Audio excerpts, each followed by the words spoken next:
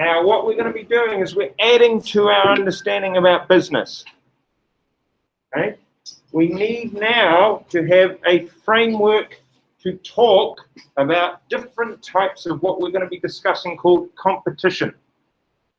So we're going to use words that are going to look quite complicated. There's a couple of sciencey sounding words, but they're all right. We can cope. Okay? But what we're doing is we're going to create like a measuring tool that we're going to be able to use to measure the businesses that we see. And we're going to be able to compare our case study with that tool and see where we're at. So, that's the thing. Thinking firstly about that idea of competition. I don't know if you've seen this, but internationally, there are, believe it or not, arm wrestling competitions, which is what you see there. You win prize money at them. There are also competitions in Russia. My son has watched the videos of it. I don't know why. Right? Where they compete to slap each other. And then it's the person left standing at the end. So the bigger, the harder the slap sort of idea. Yeah. And some of the people competing in these competitions, they're not small people.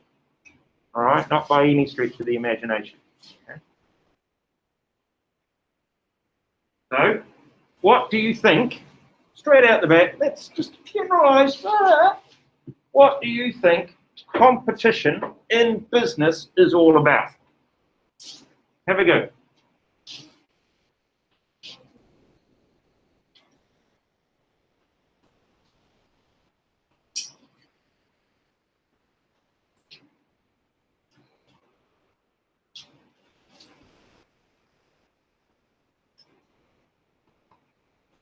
Are you, Abu, with the fancy signature?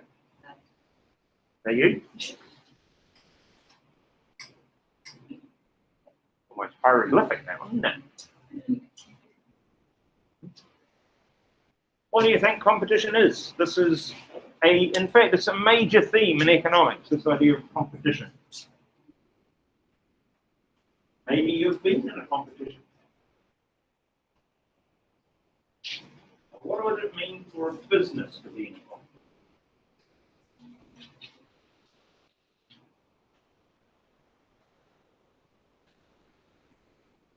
competition? Okay, good idea.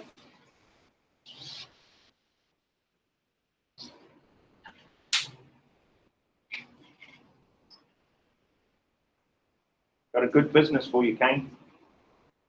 You know what it is? You do really well over Christmas as well. You should set yourself up a sweet shop, a candy shop. Call it Kane's Candies. Kane's Candies. Candy. Kane. No.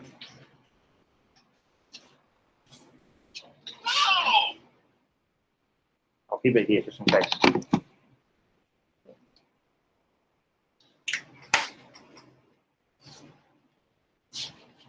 Yes, good answer, Hung. Well done. Okay.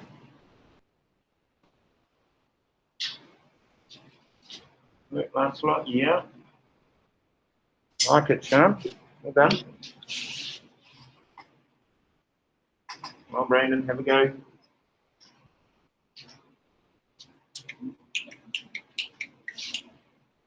Iman. There's no. There it is. Yeah, good. Well done. And you might know some of them. You might know some really competitive businesses. You might know some of the best in the world hats. Yeah, you might. All right, you might know the #1 retailer of, the #1 manufacturer of smartphones in the world is which company at the moment? Apple. Yeah. In fact, they're the #1 manufacturer of smart devices in the world. Actually. Maybe that's what it's about. Just trying to do better. So if we're wanting to do better than the other people, maybe we want to be the best. Yeah? Maybe we want this idea of competition to be perfect. right? So we're going to say, as a measuring tool, what would perfect competition look like? So here's what we need to add to our notes. We need to add this idea. Perfect competition. It's going to be what we're going to measure all other businesses to. All right? And then you might have this idea yourself. You might be considering how perfect something is in comparison to not perfect. Yeah? All right? Have a really nice meal at a restaurant. Oh, that was a perfect meal. Then you go to another restaurant and you're having a meal and you're comparing it to that other meal. That was perfect. So that's what we're going to do. We're going to create a measuring tool to compare all other businesses with. So the first thing that we say is, if it is perfectly competitive, there has to be many. All right, lots of businesses. Not a few, not one or two, lots of them. And not only that, they're all going to be small. Not one of them is going to be big enough to be able to influence the price. So the example we talked about in a little while back is like those, you know, the market stalls. If you've gone to like wet markets and things, and you've seen like the stall upon stall upon stall upon stall, lots of them, quite often selling exactly the same product. Because in perfect competition, if we scroll down a little bit, the product sold should be identical. It's the same. You are selling the same thing. Everybody. The technical term for that, the textbook term for that is there. Right? Like with milk, the expression is homogeneous, which means all the same. Okay? The science term is not an economic term, we're just borrowing it. Sometimes we do that.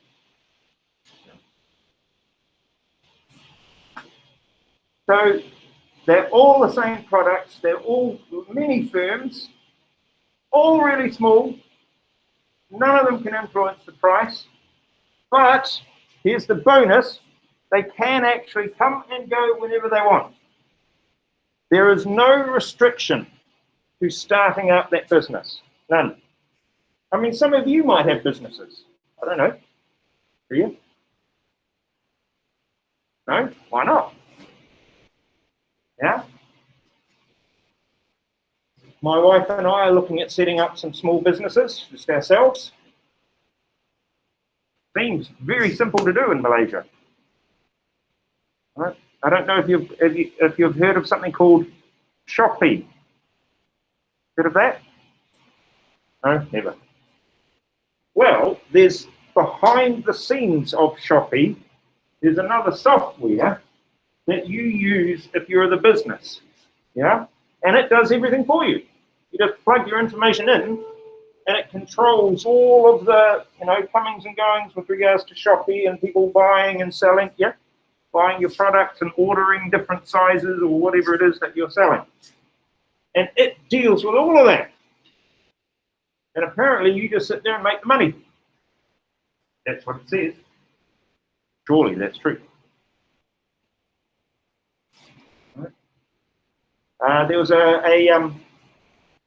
There's a girl in South Korea, and she's apparently one of the biggest YouTubers in South Korea.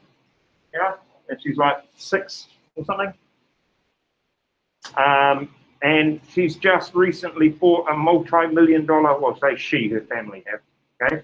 Just bought a multi-million-dollar apartment in South Korea based on the earnings that she's getting from her YouTube channel. Now, you might have a YouTube channel. I don't know. You might already have worked out how to monetize it. Don't know. But it's weird these days. I mean, you think about the businesses that those YouTube channels are. What are they doing, right? Some of them are just reviewing movies and TV shows. That's it. You can do that. This is what I think about this movie. They're making money doing that. They are. Yeah. There are some that are information-based, like tutorial ones. Yeah. So how do you do something? Yeah. You could do that. Yeah, easy. Because it doesn't have to be something that's specific. It can be something that's general, but it's also something that you can do. Yeah? So I've always wanted to do high school basketball videos with just very simple, straightforward explanations of the skills, the key skills. How do you do it? But with high schoolers. Yeah, because the ones that you see online tend not to be high schoolers. Yeah? And if it's a high schooler doing it, then the other high schoolers will see that and go, oh, look, I relate to that. Yeah, that idea. Brilliant, I think. Yeah. Apparently there's a whole lot of them that teach you how to put makeup on for those who wear makeup. Yeah. Mm. Yeah. There's a guy and he teaches you how to fix cars. For those of you who want to know how to fix cars. He just goes on like, this is what you do. Yeah. There are people who play video games, yeah, and then they put the video of them playing the video games online. And people watch that and pay the money. Crazy. It's a business. Now, products identifiable. Now, the last one's going to be even harder. This one says all of the people involved, so all of the people who are customers and all of the people who work for the business have to have perfect information. That's a tough one, because what that means is exactly as it sounds. It's perfect information. So you can't keep anything back. You're the customer, right? So you are going to be telling the business everything the business wants to know. Yeah. Now you think to yourself, well, that's kind of, but has anybody ever entered a competition? Yeah, like one of those ones where you had to fill in a form and it asks you all this information. You're giving them information. A while back, Coca-Cola used to run Coca-Cola competitions, yeah? And on the Coca-Cola cans, there would be like a little code. And it was called something like text to win or some such thing like that. And you texted the number and the code from the can and you could win a prize. Sometimes the prizes were really good. Yeah, I did it a couple of times. I didn't win anything. I think I might have won a free can of Coke at one point. Yeah. Okay. But what did I give Coca-Cola with that? If you text a business, you've given that business your cell phone number freely. They then have access to your cell phone number to contact you whenever they want. Yeah. You've also told them, because those codes on those cans are quite specific and quite unique, so you've also told them what type of product you've bought. Chances are you've also told them what day of the week you bought it, where you bought it, because it's geotagged. Yeah. So you give all of that information to the producer, just from those sorts of competitions. Brilliant ideas. Amazing. And then you walk past a shop and your phone goes, bleep, bleep. Oh, look, Coca-Cola's got a picture on. How did they know I was here? You gave them your number. All right, cell phones can ping you if you're near a cell phone tower to within 10 meters. So you only have to walk by a store and they can throw an advert at you if they wanted to. That's not the scary part. The scary part is when you're going to be leaving your phones behind.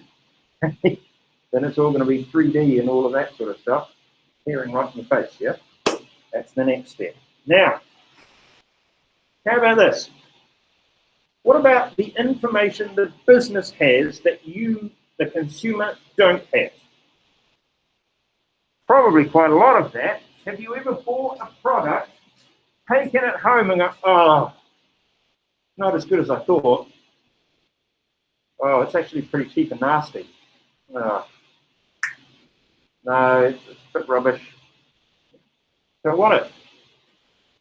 Maybe that's happened. I don't know. Yeah, we've bought a few things from Shopee, right? Some of them have been really good. Others we look at and go, is that really what we just bought? Really? Okay. Particularly if they're toys for our son, they sometimes tend to be a bit, you know, not so great. Well, how do you know? How do you know if the thing you are buying is actually good? How do you know that the thing you're going to buy is going to be able to do the things that you want it to do? Reviews can help. Absolutely. You've gone online and you've looked up reviews. Yeah. Have you seen anybody who's written their own review for their own business? No? I have. Have you seen that there are businesses whose job it is, you pay them to write reviews for your products? Yeah, you know that one? You know that there are companies that you can pay to like your videos? And the more money you give them, the more likes you get.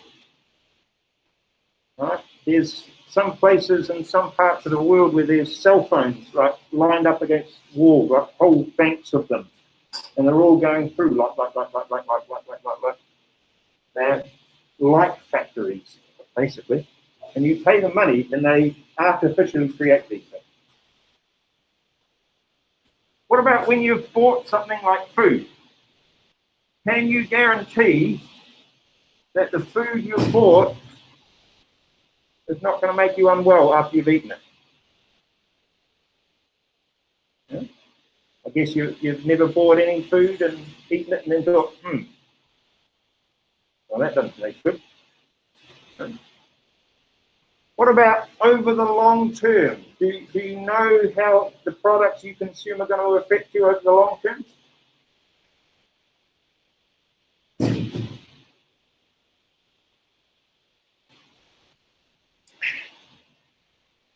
You know what's in the products. That's the perfect information. You should know. You should know that when it says that it has magnesium carbonate in it. I don't know what magnesium carbonate is. Some of you will. What about niacin? Anyone know what pantothenic acid is? No? Well, it's nice though. It says it contains caffeine, so at least I know that one. And what does it do? Well, here's one. Taurine. Taurine. Taurine. Apparently it's a type of caffeine, by the way. What does it do? I don't know. Do you? All right. So the point being is that if we were to have this measure of perfection with regards to competition, it needs to have all of these things. So when you look at businesses in real life situations, you're able to say, well, there aren't that many that are like that. Yeah.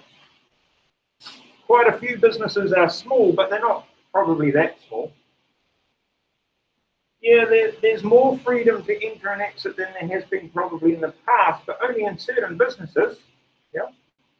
I mean, Abu doesn't have his own airline, or does he? Do you? Have your own airline? No? See? Why don't you?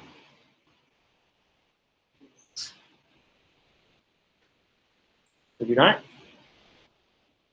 have the money. So therefore there's a cost involved to entering that particular market. But if you were to set up your own YouTube channel, you could do that. The only cost is probably time. The products would have to be identical. Again, real life, it's difficult to get that. There's going to be some that are identical.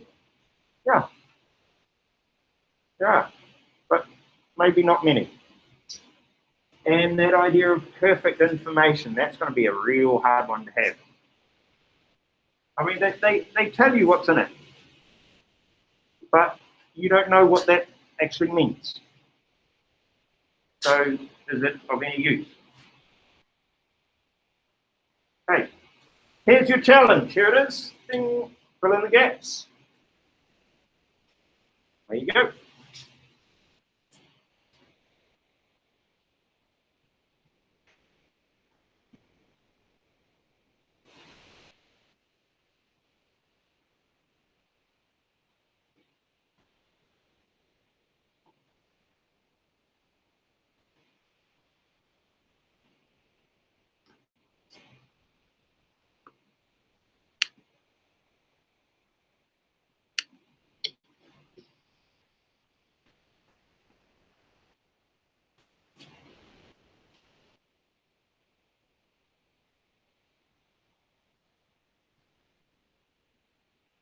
Give it a few seconds to do that.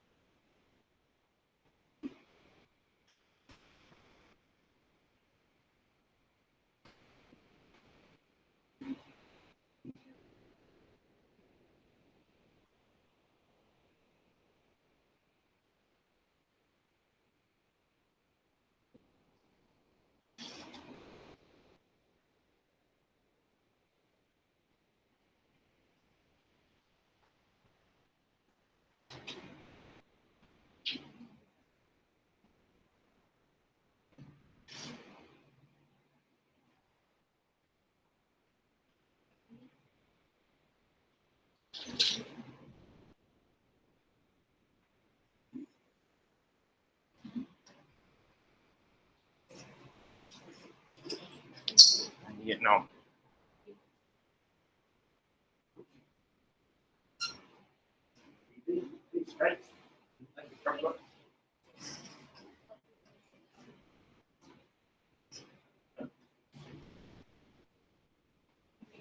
All right. So here's what we would have had. Characteristics of a perfectly competitive business should include that there are many buyers and sellers, that no one can influence the price. If one business increases its prices, the customers would immediately go to a competitor. They're going to do that because there's no difference between the products. Each firm is a very small part of the market. There's free entry and exit. All products are identical and they have perfect information. Well done, thank you. So how would they behave? Yes, the photo is of a real life person who does do arm wrestling. Clearly he arm wrestles with just one arm. Here. What do you think happens if there are no barriers to enter and exit in an industry, a market, and one of the businesses is making a profit? What do you think might happen? Well, what do you think? What's going to happen? There's no barriers to enter. One business is making a profit. What other businesses do?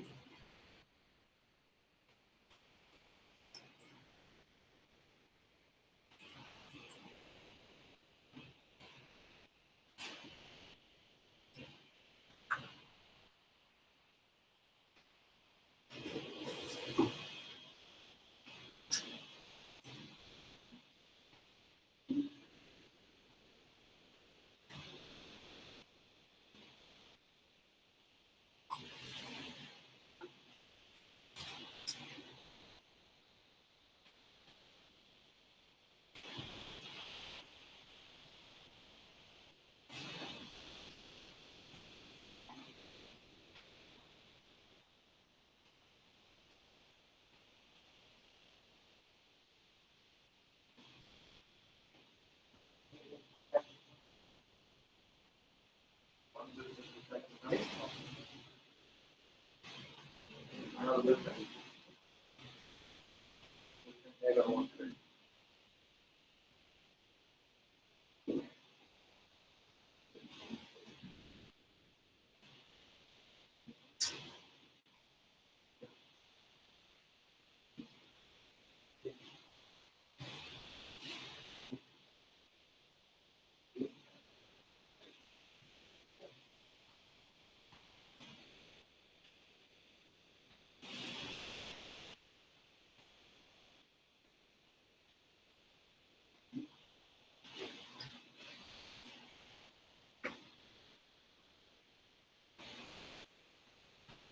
The other businesses aren't in the market, but they see that that business has all of a sudden gained profit.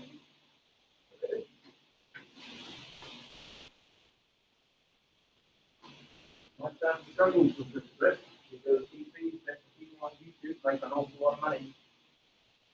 He immediately assumes that because he is on YouTube, he can make an awful lot of money too. Well, yeah, you could. Over there, Ryan from the UK earned £22 million last year on the YouTube channels and varying businesses that he had. 20 million. By the way, Ryan, I think he's younger than you, isn't he? Yeah. £20 million.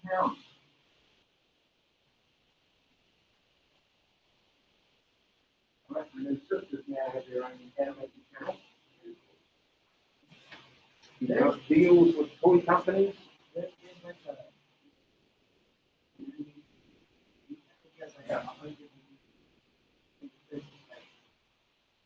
one of the ones I want to do is merchandise for economics.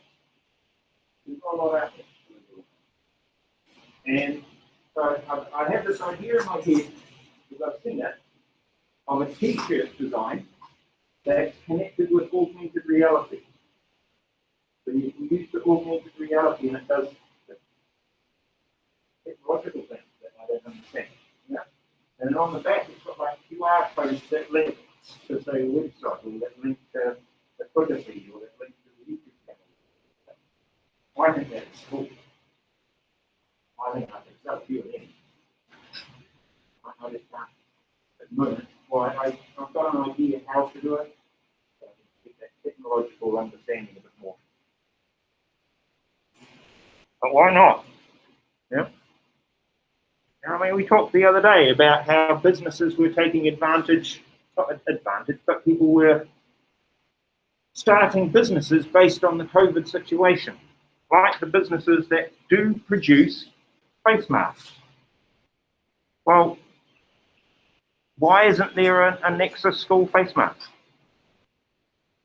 Wouldn't that be a cool thing to have?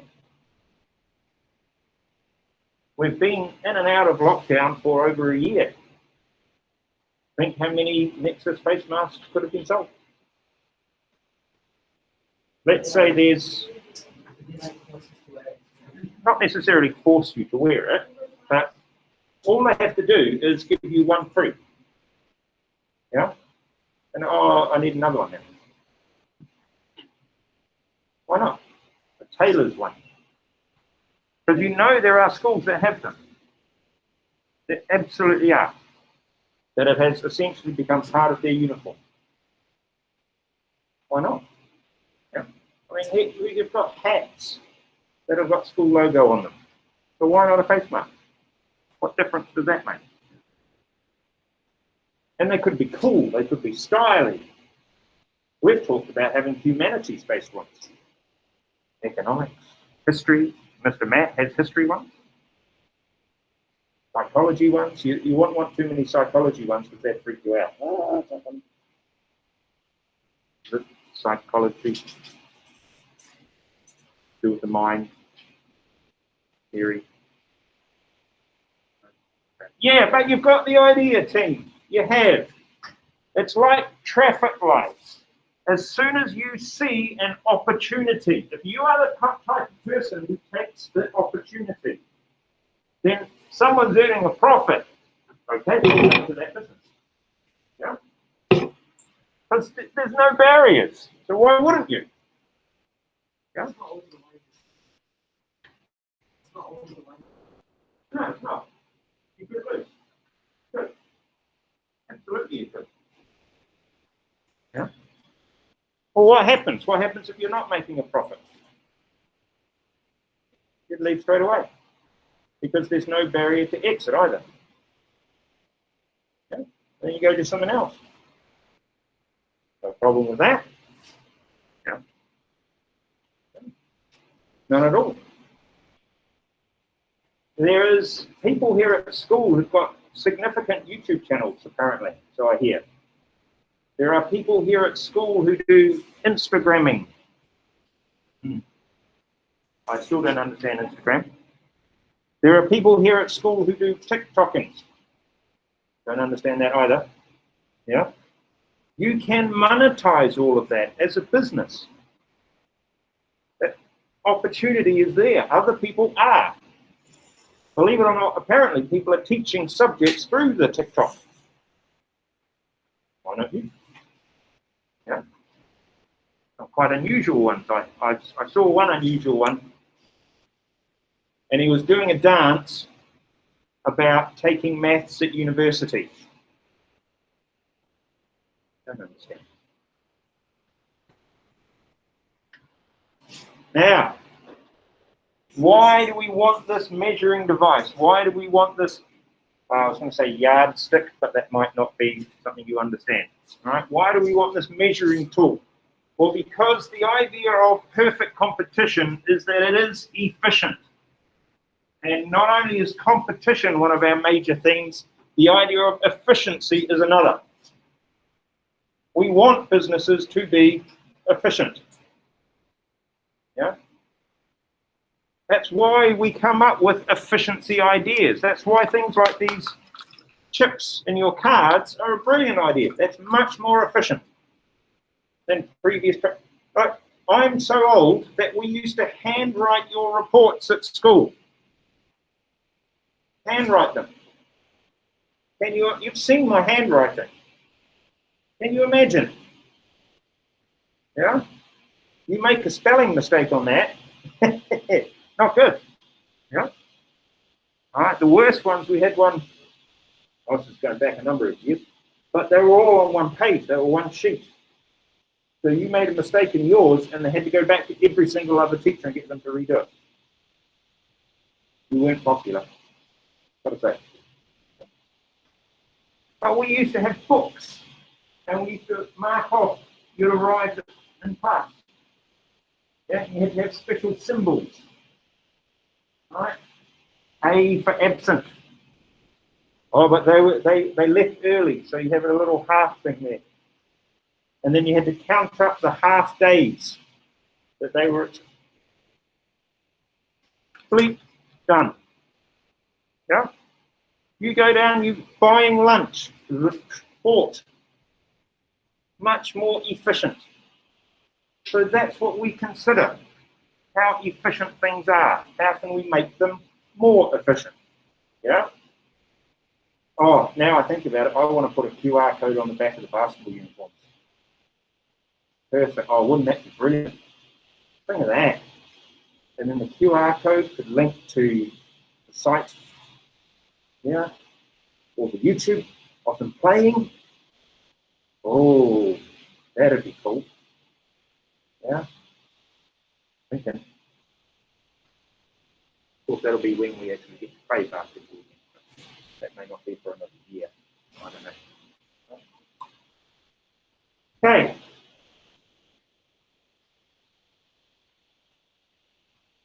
You a good little basketballer, huh? No? Yeah, I know. I know them. I'm wondering about you. You could be a secret weapon. Absolutely good. We were playing a team, this is going back a year or, I don't know, 12, 13, 15, something like that. And it was a competition, and the average height of our team at the time was 6'1". And we were playing a team, and they played a player who was much younger. Okay? He was only, I think he was like 12, maybe 11 even. And he was a lot littler. A lot. Okay? So much littler than some of our guys that our guys were actually afraid of him because they didn't want to knock him over. Okay? To put it into perspective, one of my basketball players was 7'2" and built like a refrigerator. Okay? He's a big boy. Yeah? And when the average height in the team is 6'1", and you're facing a quite small 11-year-old, but they didn't quite know where he was. He was a very good ball handler, and he was gone. So they're like, what happened? And if they even got close to him, the opposition go, "Oh, boo, leave him! You're bullying him!" Yeah. He was their secret weapon. We did end up beating the team, but he was their secret weapon.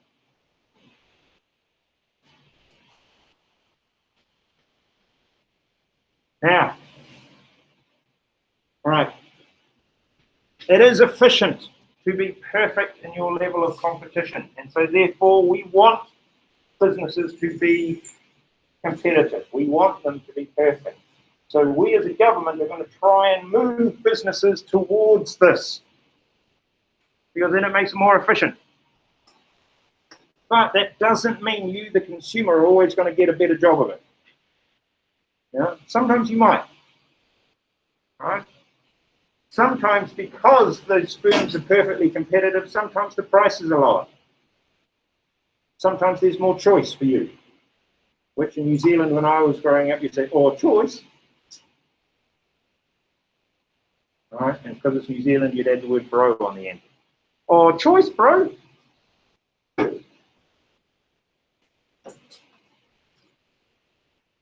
So, your turn. Have a go, fill in the gaps.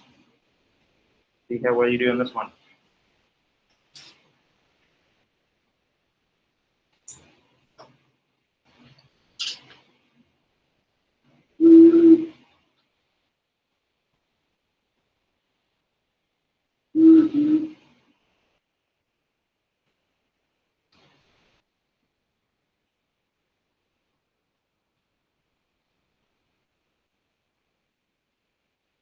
Lancelot, have you heard of a basketball player called the Professor?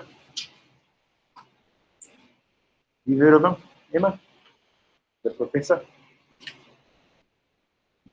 He was in school, he was in high school, he never quite made it to the NBA. Okay? He didn't have the ability, the smarts necessarily to get into college, which was one of the requirements at that point.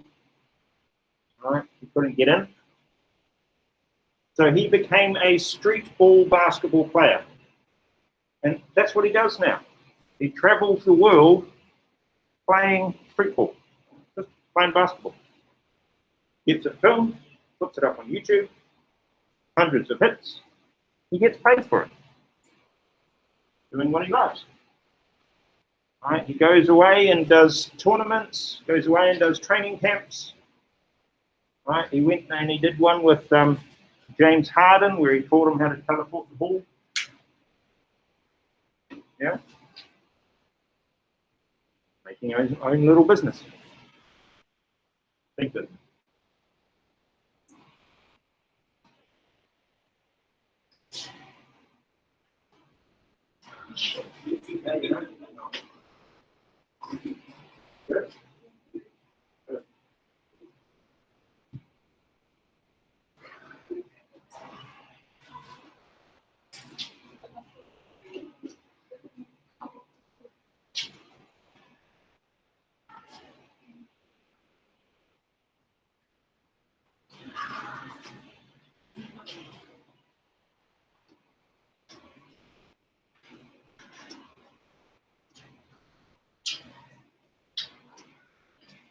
Okay, so here's what you would have come up with. We generally say a perfectly competitive firm is the most efficient form of business. There is a lot of competition, and the more competition in the market, the more efficient it is. Therefore, a firm that is perfectly competitive quite often offers lower prices, maybe more choice. However, there is no guarantees that you, the consumer, are going to get the best outcome. However, it will tend to be the lowest cost. Bit of a trade-off there, you might suggest. Thinking about the opposite end. What if there's no competition? I don't know if you know any of the people there on the screen. Anybody? I have met two of them.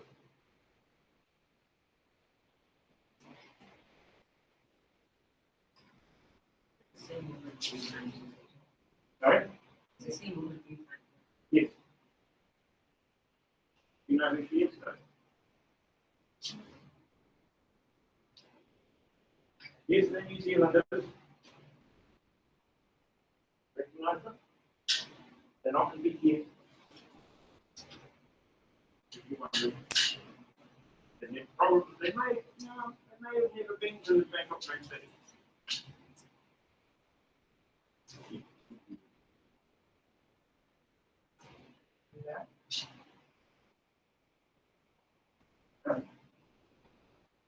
Anyone? Anything else?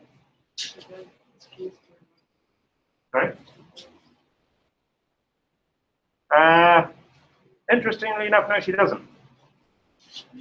She is the best in the world at something. What is she the best in the world at? Right? It is a sport. Yeah. The sport some of you would have actually had a go at. Maybe not all. It's a sport some of you actually would have quite a bit of success in if you wanted to. Lancelot would do well at it. Abu would do well. Lishan, you'd do quite well. Emma would do well. Aman, you might have a... Yeah, I think you could probably have a go. Yes, shot put. She is the world champion, the number one in the world shot putter. She is also the baby sister of the gentleman in the middle. Who's he?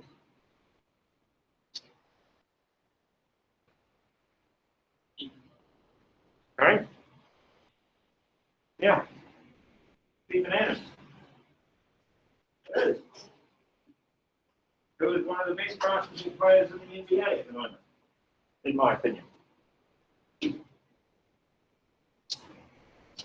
If he's able to stay in it, he might become one of the best ever. Eventually. We'll see. Point with them, when they were in New Zealand, there was absolutely no competition for them. None. In New Zealand, they were the best that there was. You just couldn't beat them. Now, in case you're unaware, Stephen Adams is about, what, 7'2", something along that line? And that's his little sister, and she's not that far off him. She's about 6'8", 6'9", somewhere around there. She came to the school I was teaching at for a meeting, and I had to walk her down the corridor, which was quite interesting. All right. Stephen Adams was in one of the basketball teams my basketball team played. It was quite frightening, to be perfectly honest, how good he was back then. There is a YouTube video of him demolishing one of my basketball players. When I say demolishing him, he dunked over the top of him. The basketball player in question was about 6'2", and he leapt over the top of him, dunked the ball. That was impressive. There's no if you're that good, right? If you're Steph Curry good, there is no competition for you. None. He won the 3-point shooting contest at the All-Star game. Well, that's, yeah, kind of expect that. There's no competition. Who's the competition? But what about in business? If there's no competition in business, if it's just one business, what do we call it? If there's just one.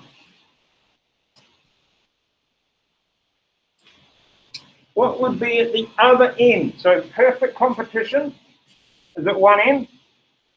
What is the complete opposite to perfect competition? What do you think? Here we go.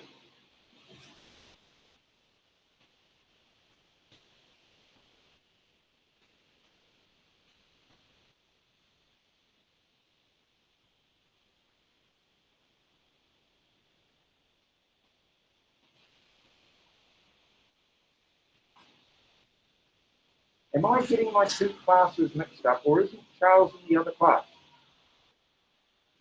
Sorry? Sorry? He's not mixed up, is he? No. So how is he in there?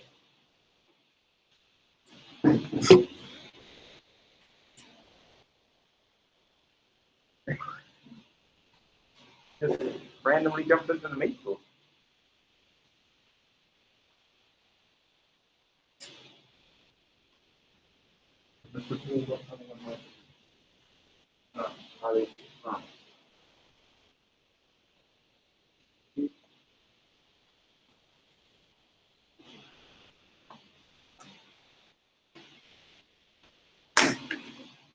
Right, so here we go. What do you think's at the other end? Giving you a clue before. Essentially what you're looking at is the complete opposite. So if on one end you've got perfect competition,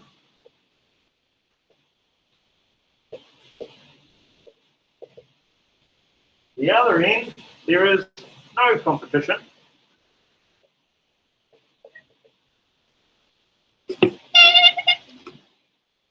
So this end, there were lots of firms. So how many businesses are here? One. What's the science word for one? Maybe? Yes? Another one? There's another science word for one.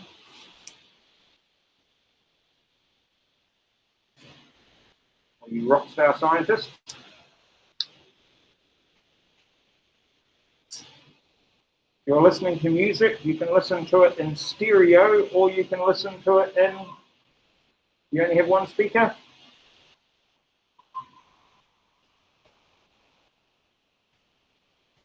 No, you've never thought about that. You either listen to music in stereo, or you listen to it in one speaker, which we call what?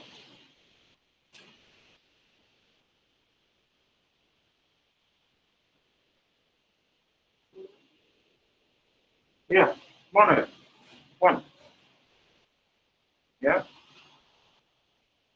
Right. So if you're hearing one note on the piano, monotone, one tone. In this case, you've only got one business. All right? Like the board game. Monopoly. One. Just one carrot. Monopoly.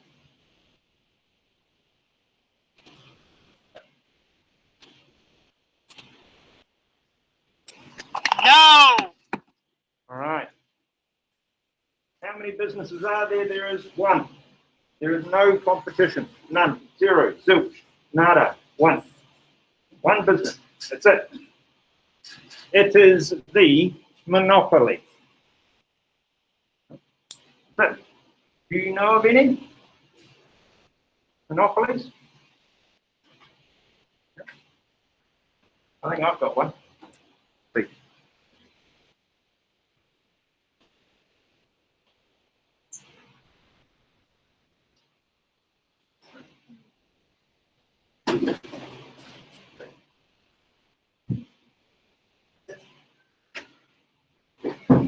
Here's one.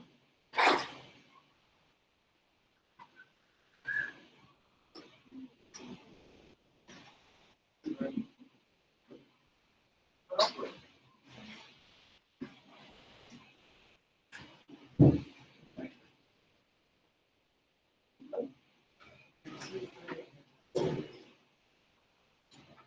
Maybe. Maybe. Well, let's see if we can figure this one out.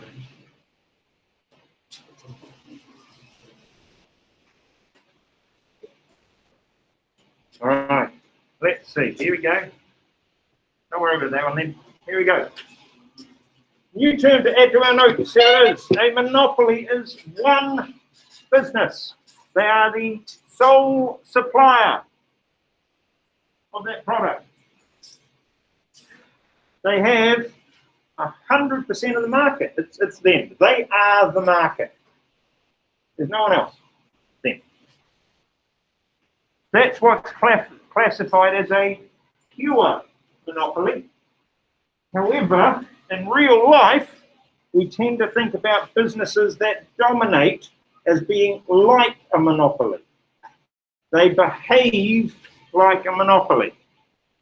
There's an example there. There's a company called Intel, which you might have heard of before. Now, at the time when this was written, Intel produced 90% of the world's computer chips. Now, that is changing because Apple is now starting to produce its own. All right, but back then, at any rate, Intel was the monopolistic business for computer chips. If you wanted a computer chip, you had to go to them.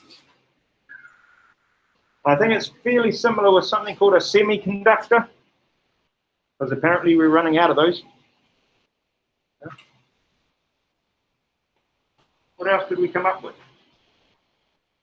Can you find any possible real-life examples of monopolies? Here you go. Have a go. You can ask Dr. Google if you want. Have some examples. Where you go.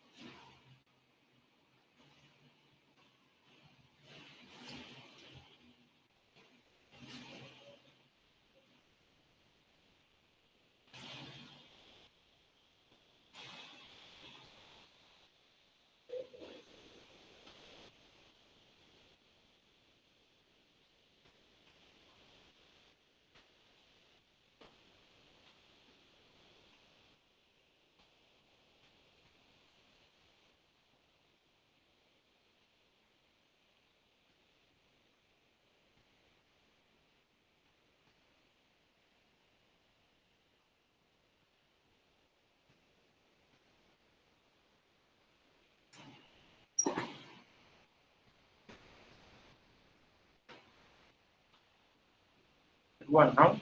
That's a good example.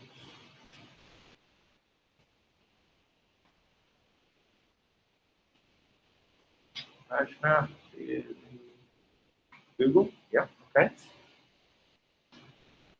There's that, for example.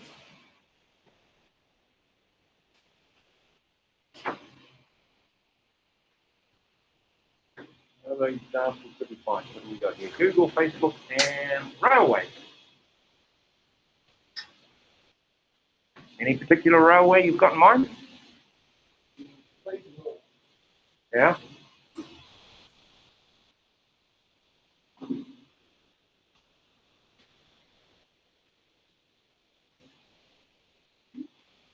Businesses like AT&T, okay.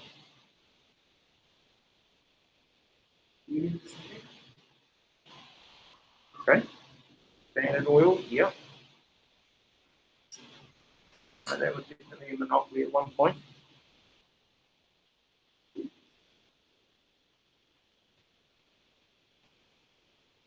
Have you ever heard of this particular business?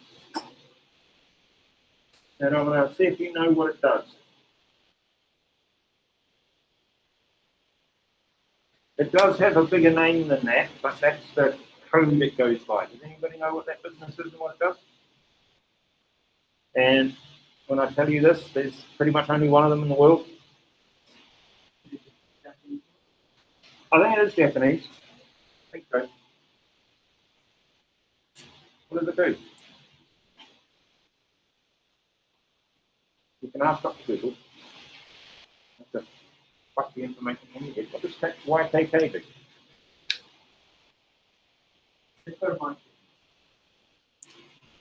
They make strips, which you probably have not paid anywhere near enough attention to, because on pretty much every single one is branded the letters YKK. That's the company that made them. And it's pretty much every single zip, every single place, anywhere you go. All made by one company. What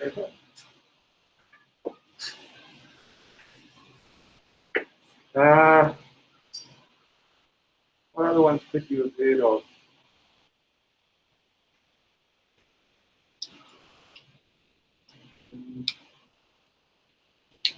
What's the name of the business that does water in Malaysia? How many companies are there? One. That's another example. Yeah. There's one that's right there. I can see it in my head, and I'm trying to remember desperately what its name is.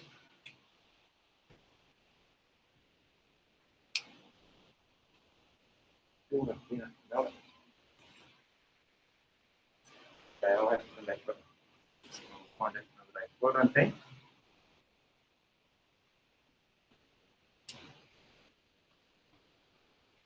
Now,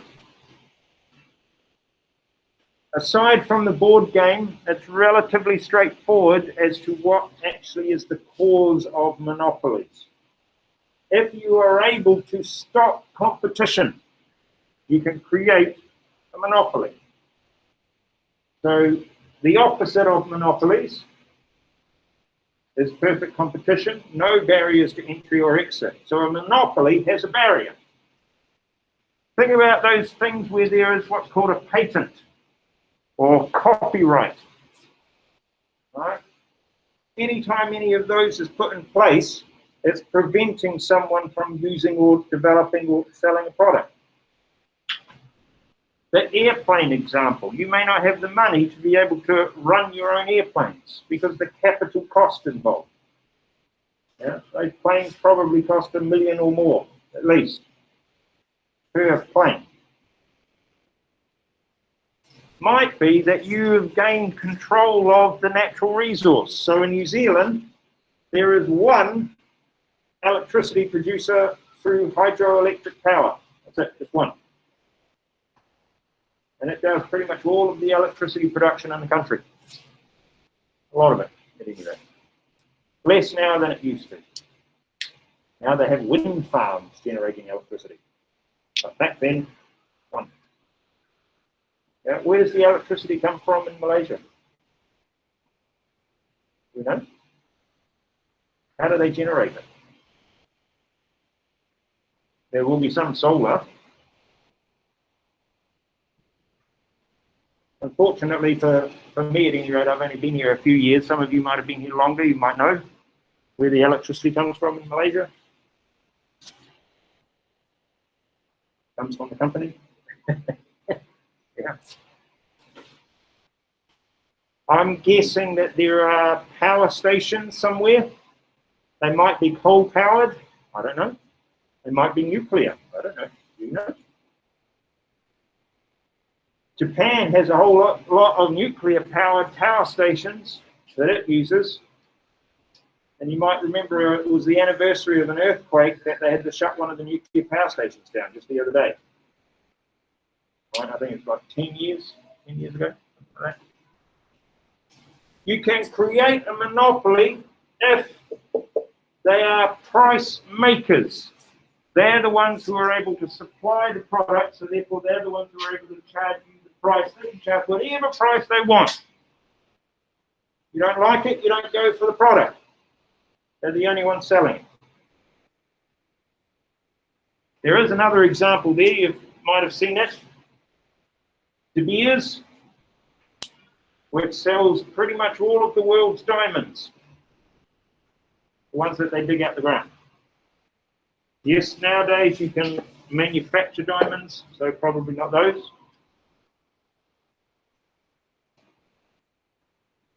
But De Beers.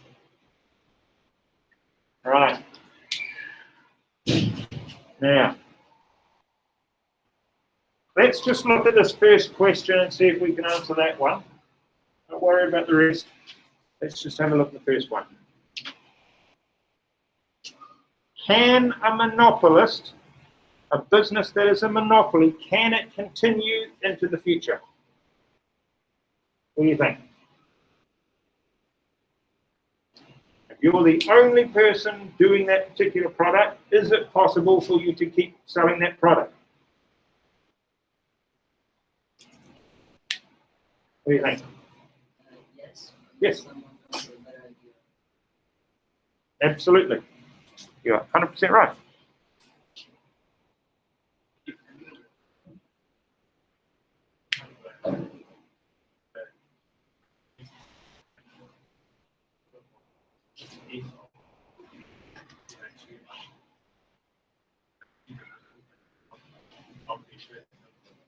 Yes. Yeah, absolutely right. Well done. Very good analysis. Absolutely. This is a pen. But not that long ago, this was a new invention. So the person who made it put a patent on it and said, you can't make one. Mine. They had the monopoly over the pen. They made like 90% or plus more of the world's entire pens. And they were quite expensive. Yeah, you can still see that to this day when you see the luxury end pen market that there is. Eventually, the patent ran out and all sorts of people got it. And they said, oh, let's make our own. Yeah. Well, you have to pay for a patent, yeah, if you're a business. And it lasts for a certain period of time and then stops, unless you renew the patent. But by that point, maybe, as said, technology has completely changed and there's no point. Maybe, yeah, that's probably the best way to describe it.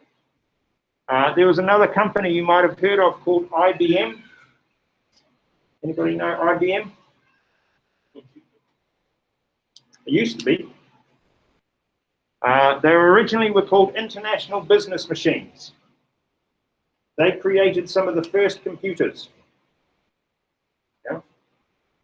Only problem was the technology was so new and everybody was trying it that although they did have a patent on their computer, everybody was able to figure out how to kind of copy the technology but make it slightly different. So even though they held a patent on the computer, whole range of other people copied it in different ways and came out with their own versions, which they called clones. Right, so that was the first Clone Wars, those of you who are Star Wars fans. Yeah? Was, not kidding. Yeah? Now, IBM lost pretty much their entire market because of that. Everybody went for the clones because they were cheaper.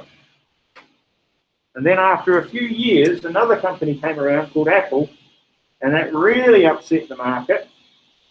And IBM eventually said, you know, this computing thing, we just can't afford to keep doing it anymore. So we're not. So they still do make some computers, yes, but the computers that they make now aren't small. They're the really, really big supercomputer ones. They're the ones that are employed at universities to do enormous calculations. IBM tends to make those. IBM also has rebranded itself as a business consulting company. So it goes into businesses and tries to fix the businesses.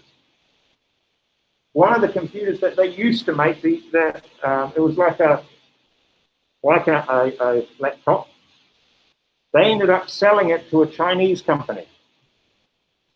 And the Chinese company is called Lenovo. Have you heard of that one? Lenovo?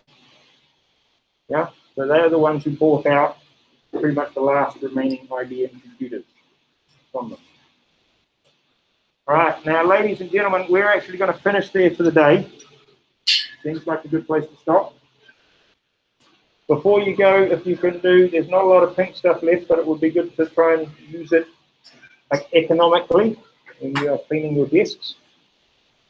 Blue stuff for hands, pink stuff for desks. We will review this material again and continue on in our investigating of businesses into the new week. Otherwise, as we say in the land of my birth, they call it up, which means goodbye for now. Thank you, team. Thank you, Harina. See you.